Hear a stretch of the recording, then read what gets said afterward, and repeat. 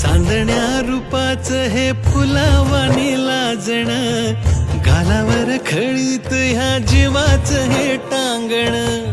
आपसुक भटावर फुललं या गाणं, कुजबुज पाखरांची झिंगलं या रानं. केसर केसर झालं मन केसर, अत्तर अत्तर तरवळ अत्तर. केसर केसर झालं मन केसर.